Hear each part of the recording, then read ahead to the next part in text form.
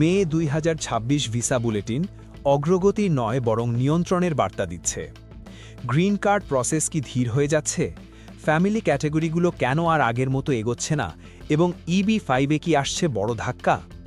আজকের এই ভিডিওতে আমরা বিশ্লেষণ করব মে 2026 ভিসা বুলেটিন আসলে কি বলছে এবং জুনে কি হতে পারে। স্বাগতম গ্লোবাল প্রবাসী ভয়েস চ্যানেলে। চলুন সরাসরি মূল আলোচনায় যাই। মে 2026 ভিসা বুলেটিনের সবচেয়ে গুরুত্বপূর্ণ বার্তা হল মুভমেন্ট খুবই সীমিত এবং সিস্টেম এখন নিয়ন্ত্রণ মোডে রয়েছে। বেশিরভাগ ক্যাটাগরিতে বড় কোনো অগ্রগতি দেখা যায়নি, বিশেষ করে উচ্চ চাহিদাসম্পন্ন দেশগুলোর ক্ষেত্রে প্রায় স্থবির অবস্থা। এর মানে হল মার্কিন ইমিগ্রেশন কর্তৃপক্ষ এখন চাহিদা এবং বার্ষিক ভিসা সীমার মধ্যে ভারসাম্য রাখতে গতি কমিয়ে দিয়েছে। ফ্যামিলি বেসড ক্যাটাগরি নিয়ে কথা বললে মার্চ এবং এপ্রিল মাসে ভালো অগ্রগতি দেখা গেলেও মে মাসে সেই গতি কমে গেছে। F1, F2B এবং F3 ক্যাটাগরি সামান্য এগোচ্ছে। F2A এখনও সবচেয়ে শক্তিশালী এবং প্রায় কারেন্ট অবস্থায় রয়েছে। অন্যদিকে F4 ক্যাটাগরিতে দীর্ঘ ব্যাকলগ থাকায় অগ্রগতি খুব ধীর। বিশ্লেষণ অনুযায়ী ফ্যামিলি বেসড ইমিগ্রেশন এখনও তুলনামূলকভাবে স্থিতিশীল, তবে প্রতি মাসে বড় ধরনের অগ্রগতি আশা করা ঠিক নয়। এখন এমপ্লয়মেন্ট বেসড ক্যাটাগরির দিকে আসি।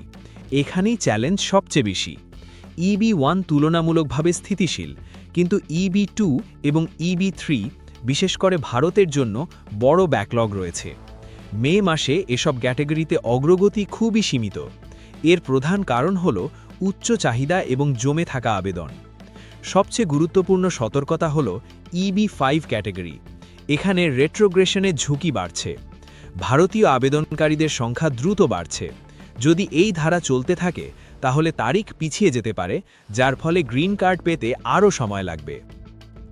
এখন একটি গুরুত্বপূর্ণ বিষয়, ফাইনাল অ্যাকশন ডেট এবং dates for filing. Final action date হলো যখন আপনার গ্রিন কার্ড অনুমোদিত হতে পারে, আর ডেটস ফর ফাইলিং হলো যখন আপনি আগে থেকেই আবেদন জমা দিতে পারবেন। সাম্প্রতিক সময়ে USCIS অনেক ক্ষেত্রে ডেটস ফর ফাইলিং ব্যবহার করার সুযোগ দিচ্ছে, যা একটি ইতিবাচক দিক, কারণ এতে বেশি মানুষ আগে আবেদন করতে পারছে।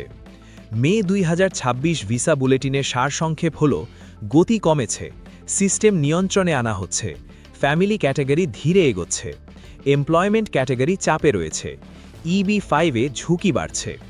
এটি কোনো বড় অগ্রগতির মাস নয়, বরং এটি একটি কন্ট্রোল এবং অ্যাডজাস্টমেন্ট ফেজ। এখন আসি জুন 2026 পূর্বাভাসে। ফ্যামিলি ক্যাটাগরিতে ধীরে অগ্রগতি চলতে পারে। F2A কারেন্ট থাকার সম্ভাবনা বেশি। F4 ক্যাটাগরিতে সামান্য পরিবর্তন হলেও ব্যাকলগ থাকবে। এমপ্লয়মেন্ট ক্যাটাগরিতে EB2 এবং EB3-তে সামান্য অগ্রগতি হতে পারে, তবে কিছু ক্ষেত্রে গতি কমে যেতে পারে বা রেট্রোগ্রেশন হতে পারে। সামগ্রিকভাবে বড় কোনো অগ্রগতি আপাতত আশা করা যাচ্ছে না।